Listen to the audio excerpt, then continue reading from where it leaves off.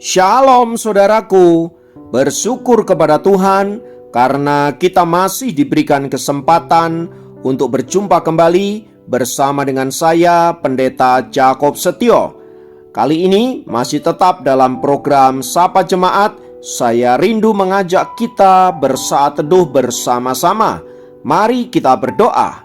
Tuhan, kami rindu firman-Mu akan meneguhkan kami, menguatkan kami, dan menuntun kami supaya sepanjang hari ini menjadi hari yang penuh berkat dan penuh dengan kemenangan. Kami siap diberkati oleh kebenaran firman-Mu. Terima kasih Bapa, dalam nama Yesus kami berdoa, haleluya, amin. Firman Tuhan kali ini terambil dari Efesus 4 ayat 29.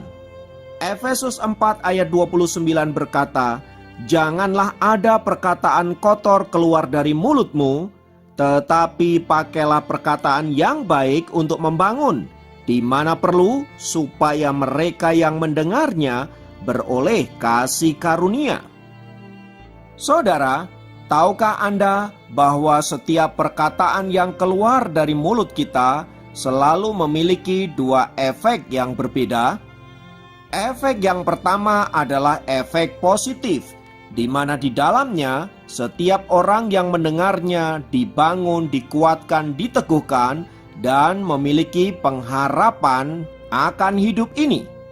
Sementara efek yang kedua adalah efek negatif, di mana di dalamnya orang yang mendengarnya merasa dihancurkan, dilemahkan, diintimidasi, merasa kerdil, dan tidak memiliki arti hidup. Berkaitan dengan itu, saudaraku, ada sebuah kisah mengerikan yang dialami oleh seorang pemuda berusia 18 tahun yang bernama Conrad Henry. Conrad adalah seorang pemuda yang mengalami depresi karena perceraian kedua orang tuanya. Pada bulan Juli tahun 2014, ia mengakhiri hidupnya di sebuah lapangan parkir dengan cara menghisap karbon monoksida di dalam truk pribadinya yang dikunci dari dalam. Mengerikannya, dalang dari kasus ini adalah kekasihnya sendiri yang bernama Michelle Carter. Conrad, akibat perceraian kedua orang tuanya, mengalami depresi dan senantiasa ingin bunuh diri. Ia bahkan mencoba untuk bunuh diri pada tahun 2012, dan di tahun itulah ia berkenalan dengan Michelle, kekasihnya. Kemudian mereka berpacaran. Conrad sering mengaku kepada Michelle bahwa ia sangat stres dan tertekan karena perceraian kedua orang tuanya. Conrad juga bercerita bahwa ayahnya sering memukulinya dan kakeknya juga sering mengata-ngatainya dengan hal-hal yang negatif. Karena merasa begitu tertekan, Conrad merasa harus mengakhiri hidupnya, dan semua itu diceritakan kepada Michelle, kekasihnya. Pada awalnya, Michelle memang melarang Conrad melakukan hal-hal yang mengerikan tersebut.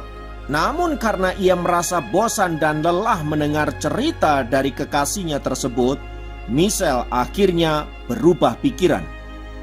Ia merasa perlu untuk membantu Conrad, kekasihnya, untuk melaksanakan rencana bunuh diri tersebut. Bahkan ketika Conrad ragu-ragu untuk melakukannya, Michelle mendesaknya untuk segera melakukannya.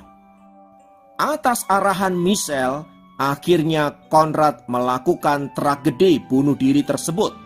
Dan setelah Conrad dinyatakan mati, Michelle berperilaku seperti biasa, seolah-olah tidak ada sesuatu yang sedang terjadi.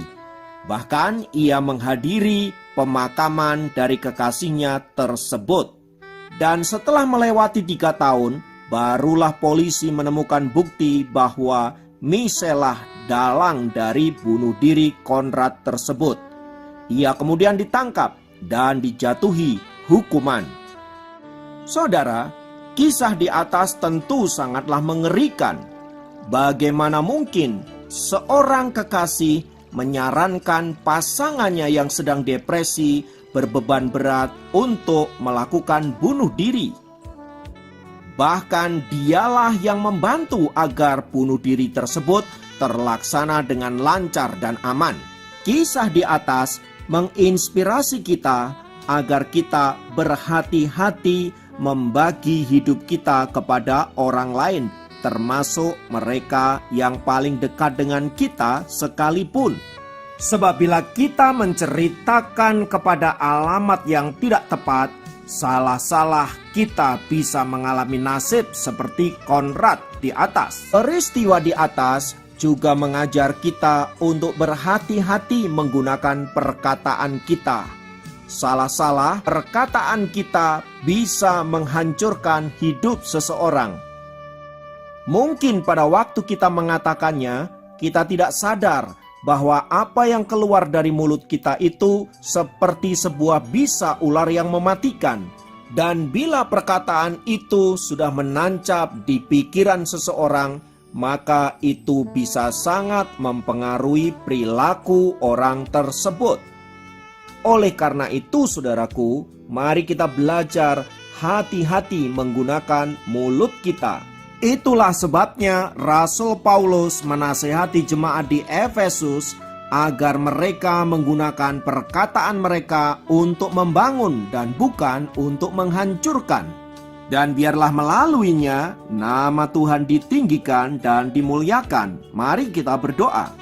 Tuhan, pakailah mulut dan perkataan kami untuk memuliakan nama-Mu, untuk memotivasi orang lain, untuk menguatkan orang lain, meneguhkan dan membawa pengharapan. Ampuni jika selama ini perkataan kami justru menghancurkan, merusak, dan bahkan bisa membinasakan. Oleh sebab itu Bapa, berkatilah mulut kami, berkatilah pikiran kami, hidup kami, supaya kami boleh mengeluarkan perbendaharaan yang baik, kata-kata yang baik yang memuliakan nama Tuhan. Terima kasih Bapa, terpujilah nama-Mu, dalam nama Yesus kami berdoa, haleluya, amin. Demikian program Sapa Jemaat kali ini, sampai jumpa dalam program Sapa Jemaat yang lain. Tuhan Yesus memberkati.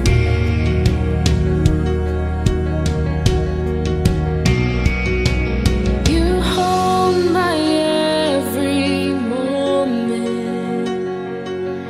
You calm my raging sea.